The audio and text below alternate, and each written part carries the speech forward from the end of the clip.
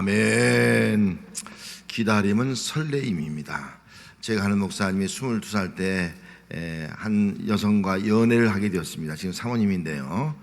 사모님은 청주에 있고 본인은 대전에 있어서 주말에 한 번씩 만나는 거예요. 어느 날 서로 만나기로 약속했습니다. 그 약속 장소가 이제 동부 고속터미널로 정해놓고서 그곳에 갔습니다. 좀 일찍 갔어요. 남자니까 설레만 가지고 일찍 가서 기다리는 거예요. 그런데 시간이 됐는데 오지 않는 거예요. 1시간이 지났는데도 또 오지 않는 거예요.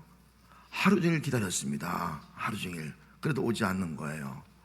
참 이상하다. 그래서 실망스러운 마음 가지고 이거 혹시 뭐 잘못된 것이 아닌가 그런 마음 가지고 이제 집에 들어가서 그 당시는 휴대폰이 없으니까 연락이 안 되는 거예요. 그래서 이제 공중전화로 이렇게 해서 이제 연락이 됐는데 그 아가씨가 장소가 잘못된 거예요. 자기는 고속버스 터미널에 기다렸는데 그 아가씨는 대전역에서 기다리는 거예요. 아무리 기다려도 오지 않을 수밖에 없는 거죠. 그런데 이 목사님이 그렇게 고백하더라고요. 하루 종일 기다리는데 지루하지 않았다는 거예요. 하루 종일 기다리는데 이 여자가 이 괘씸한 그런 욕이 안 나오더라는 거예요. 하루 종일 기다리는데도 그냥 설레임으로 기다려, 설레임으로. 그날 못 만났지만 그 다음에 만날 때는 더 그냥 막 만나서 더 기쁜 마음 가지고 만났다. 그래서 오늘 둘이 결혼해서 이렇게 행복하게 목회하고 있다 하는 얘기를 들었습니다. 정말 설레임이 이렇게 소중한 거예요. 여러분, 신앙생활도 설레임입니다. 오늘 여기 시편 40편 1절에 보면 이 다윗이 그렇게 고백했어요. 내가 여호와를 기다렸더니. 여러분, 기다리고 하루 종일 기다린 거예요. 왜 그랬을까요? 사랑이 있는 사랑. 사랑이 있으면 기다리는 것이 싫어하지 않아요. 사랑이 있으면요 기다리다가 원망불평하지 않는다고요. 사랑이 있으면요 기다리면 끝까지 설레임으로 기다릴 수 있게 된다 하는 겁니다. 구약시대의 성도들은 장차 오실 메시아를 기다렸어요. 그들의 삶의 환경은 굉장히 어려웠어요. 경제도 어렵고요, 물질적으로도 어렵고요, 병들고요, 외세 침략을 당하고요, 압제당하기도 하고요. 그런 가운데서 정말 설레임 마음 가지고 메시아가 오면 우리를 구원하고 이 땅을 회복시킬 것이라는 그런 믿음을 가지고 그들은 기다린 것이 구약시대의 성도들의 삶이었습니다. 오늘 신약시대를 살아가는 우리 성도들도 주님을 기다리지 않습니까? 다시 오실 주님, 그 주님을 기다리고 있는 것이 우리의 삶이에요. 우리의 삶은 굉장히 힘들어요. 어려움이 있습니다. 하지만 다시 오신다는 그 약속을 믿고 기다리는 것이 바로 우리의 신앙생활이다 라고 볼 수가 있습니다. 그렇다면 오늘 우리가 장차 오실 그 예수님을 기다리는 이유가 뭡니까? 그분은 우리의 구원의 완성자예요. 그분은 하나님 나라의 완성자예요. 이 땅에 오셔서 우리를 이미 구원해 놓으셨고 하나님의 나라를 이루어 놓았지만 주님께서 말씀하셨습니다. 내가 너희 본대로 다시 올 것이다. 다시 올 때에 우리의 삶의 모든 것들을 온전히 구원하고 구원의 영광 완성, 하나님 나라의 완성이 이루어진다, 이 말씀을 하셨습니다. 그렇다면 주님 오시기까지 이 땅의 현세의 삶은 어떻습니까? 힘든 것이 있다는 거예요. 우리 현대인의 또 현세의 삶은 힘들고 고통스럽습니다. 내가 당하는 삶의 문제들 내가 해결할 수 없어서 힘들어합니다. 때로는 사람으로 인해서 어떤 나를 힘들게 하는 사람으로 인해서 당하는 어떤 환난, 박해 굉장히 괴롭습니다. 때로는 어떤 사람으로 인해서 내가 배척당하고 외롭고 쓸쓸하고 이런 일을 당해서 굉장히 우리 힘든 세월을 살아가기도 합니다. 어떤 사람은 심지어는 우울증에 걸리기도 합니다. 어떤 사람은 병이 들어서 힘들기도 하고 어떤 사람은 생업의 어려움, 어떤 사업의 어려움을 통해서도 굉장히 힘든 여정을 살아가고 있는 것이 우리의 삶의 현실입니다. 여러분들은 이런 수많은 어려움과 환난과 고통을 당할 때 얼마나 구원의 하나님을 기다리고 있느냐 하는 겁니다. 우리의 삶을 온전히 구원할 하나님, 이 땅에 하나님의 나라를 이루신 하나님, 내 삶의 문제를 온전히 해결해 줄 수 있는 그 하나님을 내가 얼마나 기다리고 있느냐 하는 거예요. 정말 기다렸더니 기다리고 있냐는 거예요.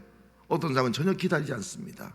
뭐 하나님 없이도 때가 되면 이루어지겠지, 뭐 기다리지 않는 사람이 있어요. 어떤 사람은 조금 기다리다가 아이고 틀렸어, 그런 사람도 있을 거예요.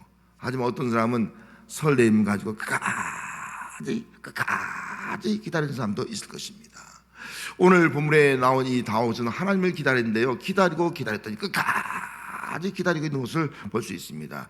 이 시편 50편을 본래는 탄식시라, 한탄하는 거, 탄식하는 것, 탄식이라 그렇게 말해요. 그러면서도 이 시를 다른 말에서는 기도시라 그렇게 말씀하고 있습니다. 여러분, 여기서 우리는 불신자와 신자의 차이점이 있는 것을 알 수 있어요. 이런 어려움을 당할 때 불신자들은 탄식이에요. 탄식으로 끝나는 거예요. 하지만 예수 믿는 사람은 돼요? 탄식하는 것이 아니라 이 탄식 속에서 우리는 뭐예요? 탄식을 가지고 하나님 기도하는 거예요. 이게 차이점이 있는 거예요. 다윗은 대적과 원수들로 인해서 도피하다 보니까 외로움, 고독이 많았어요. 또 그의 환경이 환난, 박해로 인해서 자꾸 척박한 환경을 살았어요. 안정된 삶을 살지 못했다고요. 이렇게 외로움, 곤고, 근심, 환난, 박해를 당할 때 다윗은 탄식만 하지 않고 하나님께 기다리면서 하나님의 도우심을, 하나님의 응답을 기다리는데 설레임으로 기다렸다는 것입니다. 그래서 5절 말씀에 주는 내 구원의 하나님이시라 내가 종일 주를 기다리라. 내가 종일 주를 기다리는 종일. 하나님 언제 말씀하시렵니까? 하나님 언제 나를 구원하시렵니까? 하나님 언제 내 기도에 응답하시렵니까? 하나님 언제 이 삶의 문제가 해결해 주실 것입니까? 하나님을 기다렸다는 것입니다. 다윗이 이렇게 종일 하나님을 기다린 이유가 있습니다. 왜 기다렸을까? 1절 말씀에 보면은요, 여호와여 나의 영혼이 주를 우러러봅니다. 기다리는데 그냥 기다린 것이 아니라 하나님을 우러러본다. 우러러보면서 기다렸다는 거예요. 우러러보면 기다렸다. 그럼 우러러본다는 말의 뜻이 뭘까? 이 우러러본다는 것은요, 그냥 쳐다보는 것이 아니에요. 그냥 바라보는 것이 아니에요. 그냥 사모하면서 그냥 애틋한 눈을 가지고 쳐다보는 것이 아니에요. 이 우러러본다는 뜻은요, 본래의 의미가 그 히브리어 에세란 말인데요, 내 영혼이 결합되는 거예요. 내 영혼이 우러러보는 것은 내 영혼이 하나님과 결합되기를 바라면서 결합되는 그런 어떤 믿음을 가지고 지금 하나님을 우러러보고 있다 하는 것을 말씀해 주고 있습니다. 다윗은 종일 주를 기다리는 그런 반응을 보이는 것은 기다리면서 그의 영혼은 점점 하나님과 결합되어 가더라 하는 거예요. 점점 깊이 결합되어 가더라 하는 거예요. 내 영혼이 하나님과 결합되기를 바라는 마음을 가지고 기다리는 이 다윗은 정말 얼마나 그 마음속에 하나님을 사랑하고 하나님을 기대하고 있는가를 우리는 알 수가 있습니다. 주를 우러본 다윗은 더 분명하게 하나님을 신뢰하면서 기도했습니다. 그래서 2절 말씀에 나의 하나님이여 내가 주를 의지하였사오니, 하나님을 의지했다는 거예요. 나를 부끄럽지 않게 하시고 나의 원수들이 개가를 부르지 못하게 하소서. 그렇게 기도하는 것을 볼 수 있습니다. 하나님을 우러보면서 지금 하나님과 그 영혼이 하나가 되어가는, 결합되어 가고 있는 그런 이 다윗은 한 가지 분명한 믿음이 있어요. 내가 주를 의지했다는 거예요. 의지했다는 것은 확신이에요. 확신. 신뢰하고 확신하다. 내가 하나님을 우러면서 이 다윗이 신뢰하고 확신한 것이 무엇입니까? 그 확신한 것은 두 가지예요. 나를 부끄럽지 않게 하시고, 그 고백하는 거예요. 나는 부끄럼 당하지 않을 거야. 내가 지금 어려움 당해도, 쫓김을 당해도, 내가 환난 가운데 있어도, 병든 가운데 있어도, 내가 정말 비천한 자리에 있어도 나는 부끄럼 당하지 않을 거야. 이 믿음이 있는 거예요. 확신이 있는 거예요. 하나님 나를 세워줄 거야 다시. 저 사람들 앞에 부끄럼 당하지 않고 오히려 칭찬과 영광을 받도록 그렇게 하나님 만들어줄 거야. 할렐루야. 이 믿음이 다윗의 믿음인 거예요. 그런 믿음 가지고 우러오면서 지금 주를 의지하고 있는 겁니다. 기다리고 있는 거예요. 또 한 가지는요, 다윗은 이런 고백하고 있습니다. 원수들이 나를 이겨 기뻐하지 않을 것을 확신했습니다. 원수들이 개가를 부르지 못하게 하소서. 원수들이 개가 부른다는 승리의 노래가 아니에요. 나를 이기면 원수들이 승리의 노래를 부르는 거예요. 하나님, 원수들이 승리의 노래를 부르지 못하게 하소서. 나는 하나님과 영원히 결합되어 있습니다. 하나님과 함께하는 존재입니다. 하나님을 의지합니다. 원수들이 나로 말미암아 승리 부르지 못하도록 하나님이 해줄 줄 믿습니다. 이 고백을 하고 있는 거예요. 하나님과 함께하니까, 하나님과 결합되어 있으니까 하나님께서 나를 책임주시고, 내가 지금 원수에게 쫓기고 있어요. 원수 때문에 불안한 삶을 살고 있어요. 원수 때문에 내가 정말 견딜 수 없는 그런 힘듦을 당하고 있어요. 하지만 하나님께서 이 원수들이 개가 부르지 못하고 오히려 내가 하나님의 이름으로 개가 불며 승리의 노래를 부를 수 있게 해달라는 그런 기도를 드리고 있는 거예요. 그런 기도. 그의 기도를 하면서 하나님을 기다리고 있는 거예요. 설렘으로 기다리고 있는 거예요. 이게 다윗의 신앙인 거예요. 하나님은 우러러보는 사람에게 수치를 당하지 않게 해줄 줄 믿습니다. 하나님은 우러러보는 사람에게 승리의 계가를 내가 부를 수 있도록, 우리가 부를 수 있도록 그렇게 역사해 줄 줄 믿습니다. 이 믿음의 확신을 가지고 있는 다윗입니다. 여러분, 이 믿음의 확신을 갖는 그런 성도가 되시기를 바랍니다. 이렇게 기도할 때 하나님은 어떤 마음을 갖겠습니까? 이렇게 기도할 때 오늘 4절 말씀에 이 다윗의 기도를 통해서 하나님의 마음을 알 수 있어요. 여호와여, 주의 도를 내게 보이시고 주의 길을 내게 가르치소서. 주의 5절, 주의 진리로 나를 지도하시고 교훈하소. 이 고백 속에서 하나님이 어떤 분인가를 지금 보여주고 있어요. 하나님은 어떤 분이냐? 하나님은 주의 도를 내게 보이신 분이다. 주의 도를 보여준다는 거예요. 주의 도를 보인다. 이 말 속에는요, 하나님의 뜻과 계획이에요. 하나님의 섭리와 계획을. 다윗은 알 수 없어. 내가 왜 이렇게 고난당하지? 내가 승리했는데, 내가 골리앗을 물쳤는데 내가 왜 이렇게 쫓겨다녀야 되지? 알 수가 없었어요. 주의 도를 보여달라. 이 말씀 속에는 하나님의 뜻과 계획을 보여주옵소서. 그 가운데 하나님의 뜻이 있는 거예요. 하나님의 계획이 있는 거예요. 하나님이 그걸 보여주는 거예요. 주를 우러보는 사람에게 하나님께서 하나님의 계획과 뜻을 보여준다. 보여주면요, 어려움은 이겼어요. 왜? 여기 하나님의 뜻이잖아. 하나님의 계획이 있잖아. 이 어려움을 통해 나를 하나님의 도구로 쓰잖아. 다윗을 왕으로 쓰잖아. 이걸 알으니까요, 얼마나 감사해요. 설렘만 가지고 주를 기다리는 거예요. 또 한 가지는요, 주의 길을 내게 보여주셔서, 여기 주의 길을 내게 가르치셔서, 그렇게 말씀했잖아요. 주의 길을 내게 가르치셔서. 주의 길을 가르쳐달라는 거예요. 주의 길. 여러분, 우리는 내가 하는 길이 다 있어요. 제가 하는 길, 여러분이 가는 길 다 있어요. 그런데 우리는 뭐라고 얘기해요? 내가 하는 길이 옳다고 생각해요. 내가 하는 길이 바르다고 생각해요. 내가 하는 길이 완전한 길이라고 생각해요. 아니에요. 우리는요, 어떻게 영적 소경이에요. 여러분, 눈을 감고 제가 여기서 한번 저까지 걸어간다고 하십시다. 제가 저까지 반드시 갈 수 있어요? 여러분, 눈을 감으면요, 난 반드시 간다는데 엉뚱한 길을 다 삐뚤어진 길로 가고 있어요. 이게 우리 인생인 거예요. 다윗이 자기 나름대로 자기 인생길 간다고 하는데 지금 소경과 같이 삐뚤어진 길, 잘못된 길로 가고 있는 거예요. 그래서 주의 길을 내게 보여달라는 거예요. 주의 길을 보여주면, 주의 길은요, 생명의 길이라고요. 주의 길은요, 의의 길이라고요. 주의 길은 승리의 길이라고요. 주의 길은 영광의 길이라고요. 주의 길을 보여달라. 주의 길로 가라니까 생명이 있잖아. 안 죽어. 하나님 챙겨줘. 주의 길이 있으니까 승리해. 주의 길이 있으니까 그에 합한 사람으로 하나님 쓰임 받는 거야. 영광의 도구로. 이것이 바로 하나님의 역사 아니겠습니까? 또 한 가지는요, 주의 진리로 나를 가르쳐달라는 주의 진리. 여러분, 이 땅은요, 거짓이 무성해. 진리가 아닌 것들이 너무 많아. 다 변해. 주의 진리로 나를 가르쳐달라. 그 기도를 하고 있는 거예요. 세상 거에 의해서 얽매이고 묶이고 이렇게 살아가는데, 주의 진리로 나를 교훈해주고 지도해달라. 그렇게 기도하니까 주의 그 진리로 나를 교훈하니까요, 그 사람은 다 이제는 뭐예요? 진리 안에서 자유함을 누리는 거예요. 이런 것들이 아무것도 아니었구나. 자유를 주는 거예요. 모든 것들을 극복해 나가는 거예요. 거기에 묶여서 벌벌 떨며 사는 것이 아니라 자유함을 누리고 평안을 누리는 거예요. 왜? 하나님의 역사를 믿기 때문에. 얼마나 멋진 당당한 삶을 살아갈 수 있는 것이 아니겠습니까?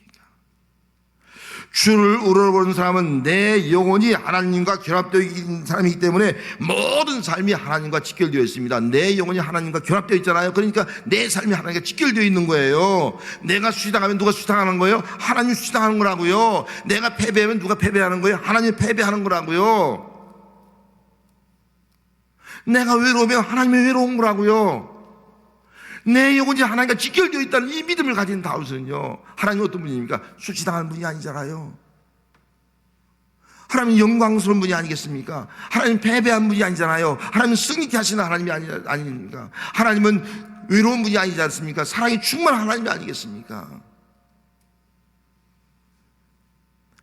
보이시고 가르치시고 지도하시는 그 하나님을 바라보니까요, 하나님이 다윗을 구하셨듯이 우리를 구원해 주는 거예요. 수치와 부끄러움에서 구원해 주는 거예요. 원수들의 싸움에서 구원해 주는 거예요. 패배에서 구원해 주는 거예요. 절망에서 구원해 주는 거예요. 승리의 계가를 부르게 해 주신 분이 우리가 믿는 하나님인 줄로 믿습니다. 그 하나님이 어떤 하나님이냐는 거예요. 그 하나님은 긍휼과 인자하신 하나님이에요. 그래서 6절 말씀에 여호와여 주의 긍휼하심과 인자하심이 영원부터 있었사오니 이 고백하고 있지 않습니까? 주의 긍휼 불쌍히 여기는 사랑. 하나님께 나를 불쌍히 여기는 사랑이기 때문에 하나님이 나를 이렇게 회복시킨다는 겁니다. 불쌍히 여기는 거예요. 내가 쫓겨다니고 힘든 가운데 있는 거 나를 불쌍히 여주세요. 이 기도를 하고 있는 거예요. 이번 기도 가운데 가장 하나님이 기뻐하시고 응답하는 기도가 뭔지 아세요? 하나님 나를 불쌍히 여주세요 하는 기도예요. 하나님 내 잘났습니다. 아니에요. 나를 불쌍히 여주세요. 그럼 하나님께서 다 불쌍히 여기는 거예요. 건져주는 거예요. 회복시켜주는 거예요. 수치가 아니라 영광을 얻게 하는 거예요. 패배가 아니라 승리를 얻게 하는 것이 아니겠습니까? 주의 인자심. 주의 인자심이 뭐예요? 인자심이란 말은 언약적 사랑이에요. 언약 사랑. 인간의 사랑은 변해요. 부모도 자식을 사랑하잖아요. 근데 자식이 너무 속을 썩이면요, 자식도 싫어. 넌 내 자식이 아니라 그런 경우도 있어요. 근데 언약적 사랑은요, 약속이야. 하나님이 신실하지 않아요. 약속을 변치 않아. 그래서 하나님이 내가 너를 사랑을 한번 하면요, 영원히 사랑하는 거예요. 영원히. 내가 죄를 지고 내가 아주 그냥 엉망진창인 그런 파멸의 자리에 있어도 하나님은 나를 영원히 사랑하는 거예요. 버리지 않고요. 이게 언약적 사랑인 거예요. 할렐루야. 그래서 다윗이 이렇게 말해요. 7절 말씀에 여호와여 내 젊은 시대의 죄와 허물을 기억하지 마시고. 젊은 시대의 죄와 허물이 있어요. 그것 때문에 너무나 고통을 당한 거예요. 죄값을 치르고요. 하나님은 어때요? 언약적 사랑이에요. 그 허물과 죄 때문에 나를 버리지 않는 분이라는 거예요. 회개했더니 하나님의 언약적 사랑으로 말미암아 그가 하나님 앞에 용서함 받고 하나님의 선하신 일꾼으로 선하신 쓰임받는 사람으로 새롭게 세움을 받게 되었다는 것입니다. 이게 하나님의 긍휼과 인자예요. 여러분, 하나님의 인자와 긍휼이 함께하는 여러분의 삶이 될 줄 믿습니다. 하나님을 우러러 보는 자에게 이런 하나님의 긍휼과 인자가 가득히 임하게 되는 겁니다. 그러면 이렇게 하나님을 물어본 자에게 주의 인자하심과 긍휼하심이 넘치는 그 사람은 어떤 사람이 됩니까? 그 사람은 먼저요, 원수를 이기고 승리하는 사람이 되는 거예요. 어떤 대적이 와도 나를 해할 자가 없어. 승리의 기쁨을 누리는 거예요. 할렐루야. 이런 귀한 은혜와 복이 함께 하시기를 주의 이름으로 축복합니다. 하나님이 함께하면, 하나님과 결합되어 있으면 절대로 원수가 승리의 계가를 부지 못해. 내가 하나님과 나와 함께이기 때문에, 결합되기 때문에 하나님으로 승리해서 승리의 계가를 부리게 될 줄 믿습니다. 죄 사함 받고 평안히 살게 되는 거예요. 내 죄를 사할 사람은 하나님밖에 없지 않습니까? 하나님을 우러봤더니 영혼과 결합되니 내 죄가 다 사함 받고요, 죄에서 자유함을 얻고 죄에서 자유함, 기쁨을 누리게 되는 그런 삶을 살아가게 된 거예요. 그리고 그 모든 것들을, 그 왕으로서의 축복을 그 후대에 다 상속되어지는 그런 놀라운 복을 받아 누리게 되었습니다. 또 한 가지는요, 주님을 우러러보니까요, 그에게 임한 복이 있냐면 하나님과 친밀해지는 거예요. 옛날에는 하나님과 멀어졌어. 근데 하나님과 친밀해지니까요, 하나님의 비밀을 다 알게 되는 거예요. 하나님의 비밀을 보여주는 거예요. 하나님의 뜻과 계획을 다 보여주는 거예요. 이 놀라운 삶을 살아가지 않습니까? 이것이 다윗에게 임한 복이에요. 이런 귀한 하나님의 은혜와 복이 하나님의 인자와 긍휼하심으로 여러분들에게 임하게 될 줄 믿습니다. 할렐루야. 오늘 우리가 살아가는 시대는요, 정말 바쁜 시대에 다 바쁩니다. 이 자리에 안 바쁘신 분 한 분도 없어요. 만약 안 바쁘다, 난 바쁘지 않다 하는 사람은요, 저 딴 동네 사람일 거야 아마. 이 동네 사는 사람들은 대한민국 사람은 다 바빠. 대한민국의 특징은 다 바쁘다는 거예요. 제임스 글릭이라는 사람이 쓴 책이 빨리빨리. 여러분, 외국에 가면 우리 대한민국 사람들 뭐라 그래요? 예? 빨리빨리. 우리 대한민국 사람 특히 빨리빨리예요. 빨리빨리. 이 책에서 오늘 현대의 모습을 보여주고 있어요. 현대의 삶은 초스피드 시대를 살아가고 있어요. 왜 이렇게 나는 바쁘지? 왜 우리는 이렇게 바쁘게 살지? 이 질문을 던지고 있는 거예요. 왜 우리는 무엇 때문에 이렇게 바쁘게 살지? 이 질문을 외치고 있는 거예요. 오늘 이 시대가 그렇게 바쁘게 살고 있다는 거예요. 너나 할 것 없이. 이 책에서 그걸 엘리베이터 있지 않습니까? 엘리베이터로 비교해놨어요. 엘리사 오티스라는 사람이 최초의 엘리베이터를 만들었어요. 이 엘리베이터 받을 때는 속도가 초당 8인치를 갔다 그래요. 그러면 초당 그러니까 20cm를 간 거예요. 1초 하는데 20cm 요만큼 가는 거예요. 1초. 얼마나 느려요. 이거 엘리베이터 이만에 초당 20 요만큼 움직이게 생각해보세요. 어느새 5층 올라가? 어느새 10층 올라가? 답답해. 막 우라통이 터지지. 오늘도 그런 아파트, 옛날 아파트 있지 않습니까? 너무 느린 아파트가 있어요. 타면 막 짜증나. 너무 느리니까. 옛날 초당 20cm를 간 거예요. 그런데 지금 어떻게 변화되었습니까? 일본에 있는 초고속 승객용 엘리베이터는요, 초당 30피트를 간다네요. 쫙 올라가는 거예요. 요코하마에 있는 관광타워에 있는 그 엘리베이터는요, 초당 40피트를 간대요. 40피트. 40피트를 그 책에 설명하기를 비행기 이륙 속도와 같다. 그렇게 비교해놨어요. 비행기 이륙에 쫙 이륙 하잖아요. 요즘은 엘리베이터 하면요, 타면 쫙 하면요, 15층, 20층, 50층 쫙 올라가요. 고층 빌딩은요, 쫙 하면 금방 올라가요. 1초 만에 50층 올라가, 100층 올라간다는 거예요. 쫙! 이런 시대를 살고 있어요. 자, 사람들이 엘리베이터 앞에 기다리는데, 우리가 보통 기다리는 시간이 몇 초 기다릴 것 같아요? 보통 15초를 기다리는 15초. 15초는 괜찮대. 15초까지는. 아이고 뭐 15초. 그래서 딱딱딱 15초 그냥 잘 기다린대. 그러면서 또 표현하기를 기다린 시간이 40초에 이르면 그때부터는 화를 내기 시작한대. 이 책에서 40초가 되면은 막 속에서 끌어오기 시작한대. 막 40초. 이거 왜 안 오지? 누가 이거 붙들고 있어? 막 끌어오기 시작한대. 그러면은 4주를 기다리지 못하고 분노하고 막 화가 막 치밀어 오는 이유가 뭐예요? 엘리베이터를 기다릴 때 4주를 기다리기 어려워. 또 엘리베이터 안에서 4주를 기다리기 어려운 이유가 뭐예요? 이 기다리는 시간이요, 생산성이 없다고 생각하는 거예요. 무의미하다고 생각하는 거예요. 이 바쁜 시간에, 아니 엘리베이터에서 내가 지금 40초를 소비해야 돼? 이 바쁜 시간에 이 엘리베이터 안에서 내가 40초를 소비해야 돼? 막 화가 나는 거예요. 이게 현대인의 모습이다 라고 이 책에서 기록을 해놓고 있는 것입니다. 여러분, 우리 이렇게 초스피드 시대를 살고 있어요. 40초를 못 기다려. 40초를 기다리면 막 그냥 그때부터 내 속이 막 뒤집어지기 시작해. 막 화가 오르기 시작해. 막 이런 우리가예요. 이런 우리가 1시간 기다릴 수 있을까요? 1시간? 40초도 잘 기다리기 힘든데 막 분노가 오르는데, 아니 오늘 본문에 저기처럼 종일 주를 기다릴 수 있을까요? 여러분 기다릴 수 있어요? 아마 4주 될 때 막 분노가 치는데 하루 종일 기다린다면요, 아마 뇌가 터질 거예요. 머리가 터질 거예요. 화가 막 가슴이 터질 거예요. 분이 폭발할 거예요. 사순절의 의미가 뭐냐? 사순절의 의미는요, 구원의 하나님을 설레임으로 기다리는 거예요. 이 훈련을 받는 거예요. 분노하지 않고, 짜증내지 않고, 화내지 않고, 하나님 이거 뭡니까? 내가 기도했는데 왜 이렇게 응답이 안 됩니까? 하나님 내가 언제까지 이렇게 했습니까? 화내지 않고 설레임만 기다리는 거예요.